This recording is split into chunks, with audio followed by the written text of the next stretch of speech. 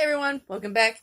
I am continuing to read from Wine Comes in Six Packs, and I hope that you have enjoyed the other book readings I have done on it. If you haven't seen them yet, you can check them out on either my YouTube channel or on my webpage. I have all the book readings on both of those, and I also have all the book readings for It'll Feel Better When It Quits Hurting. So I hope you check them out, and if you like what you hear, that you go on my website and click on the purchase links. And buy the book. Anyway, it's available on Smashwords and, of course, Amazon, Kobo, Barnes & Noble, and pretty much anywhere books are sold. So I hope that you give me a chance. Anyway, all right, let's go on to A Memory Returns. Lisa. Turning to the sound of my name, I saw a face, once dearly loved and never forgotten. Billy? A little flustered at seeing him again after all these years. It was not a pretty breakup, leaving me devastated and changing the course of my life. Hey, good to see you. A huge grin plastered across his face as he jogged over to me. How have you been? Not too bad. I stopped by your mother's house a few months ago for a visit, letting her know I was back in town. She said you were in Germany. Yeah, I'm only back on leave before they send me back to Panama next, reaching out to give me a hug. She said you were back but didn't know where you were at or where you were living now. Stepping back away from his embrace, I looked him over. He looked good, fit and strong, and I felt that old pull towards him. I heard things didn't work out so well with Allie. Wanting to dig at him a little bit, she was the reason for our breakup all those years ago. I would never forget that phone call, or how much it hurt. Telling me he was ending our engagement, breaking the news badly that he had just gotten married an hour before because he had gotten her pregnant. It's not pretty. It's not pretty at all. Looking uncomfortable, he stared down at his feet, shuffling around on their own below him, giving me a half shrug. Yeah, I was stupid. Yeah, you were. What about you and Nev? I heard you left him earlier this year and came back home. Still not comfortable talking about Nev, I tensed and replied, it didn't work out. Watching him cast about for something to say, he eventually asked, you want to go out to dinner sometime with me? I wasn't sure what to say to that, equally torn between wanting to say yes while simultaneously wanting to scream in his face to get away from me. It was a dilemma. So instead, I stood there like an idiot, staring down at my feet. Gently reaching out, he lifted my chin and looked me in the eyes. It's just dinner, Lisa. It's not the end of the world. Say yes, and we'll go wherever you want. Looking at him, seeing his smile that had always managed to convince me to agree to things I knew I shouldn't, I gave in to him and nodded my agreement. Giving him my address, we set up a date only days away and that started a whirlwind that lasted until he left for Panama 3 weeks later. Falling back into old patterns, he came by my house almost every day. We went out for lunches and dinners, drove around in his car, and spent quiet time watching movies on the couch. We took my boys to the park, and he rolled around with them on the floor while I watched him, always with a smile on his face.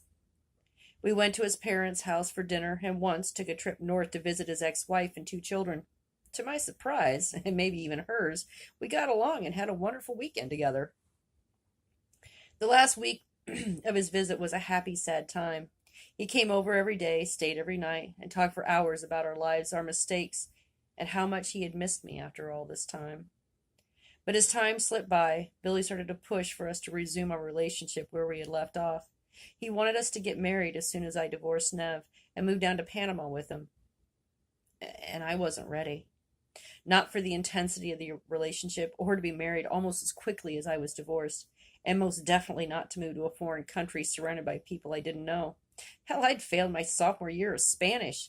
After a year of classes, I couldn't say more than please and thank you, and ask for the time. I did not have the gift for languages that Billy did. Even so, before he left, with my heart pounding and a sinking feeling in the pit of my stomach, I found myself agreeing to an engagement. I had many ambivalent feelings about it. But even after all these years, I had never stopped loving Billy, and I loved his family just as much. Maybe this was the second chance I was looking for, and I was just too afraid to realize it. Or at least that's what I kept telling myself. With Billy gone, I started to spend more time with his family. Laura had never been happy with his marriage to Allie, and losing me as a daughter-in-law had been a large part of it. But with Billy and I back together, Laura and I could resume our interrupted relationship. Years before, I had not wanted to put Laura in an awkward situation between Billy and me, and so reluctantly I had distanced myself from his family. But now, with our renewed relationship, I was warmly welcomed back as part of the family, something I had very much missed. Once Billy was settled in Panama, he began calling me once a week, but we were only able to talk for a few short minutes at a time. Wanting to share with me everything going on with his life down there, he sent long letters arriving in my mailbox every few days, filled with pictures and lists of things we would do together as soon as we got married. He told me of the beaches he'd been to and the people he'd met and the things that he wanted to share with me as his excitement grew with each passing day. Everyone seemed happy about the situation, except for me, because I knew marrying Billy meant an end to all the things I had been working towards, or at least they would have to be put on hold. My plans to attend college in the fall, something I had dreamt of for so long, would once again have to wait. My independence, something I treasured, even as I groped for it, would have to be set aside in this new reality of we. Like mist slipping through my fingers, I was once again losing myself in someone else's life. My resentment grew with the realization of everything I would have to give up to be with him. I wasn't ready for this. Not any of it. I had barely begun to rebuild my life, and now I was being asked to give it away again. To lose me, yet again. To become a we.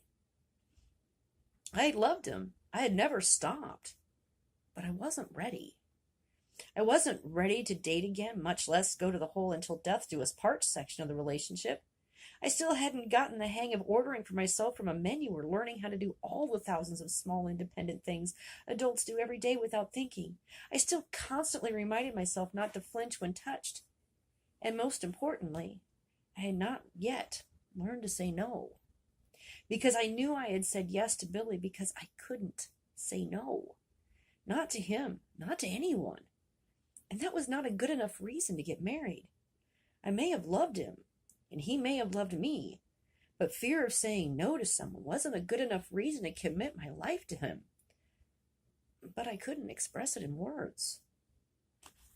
Becoming restless and beginning to dread his phone calls, I stopped smiling when the phone rang as my anxiety grew a little more each day.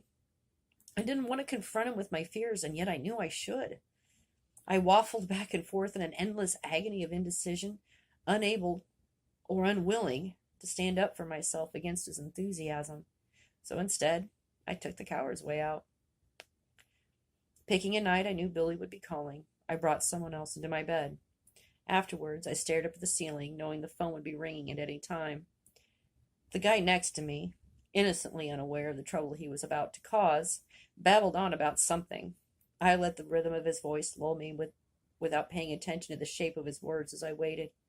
When the phone rang, I reached out to answer it, and hearing Billy's familiar voice, "Hey, babe, how's it going?" "I'm a little busy now. I have company." Hearing this, the poor innocent sap next to me asked, "Who are you talking to?" Hearing his voice from 1,000 miles away, Billy echoed, "Who's that?" "I brought a friend home. I was lonely," ignoring sap. "I see," came a slow response. "Anyone I know?" Shaking my head in the dark, I quietly answered, "No." "Lisa, is there something you want to tell me?" Feeling the floodgates of emotion open at his question, I couldn't at first say anything.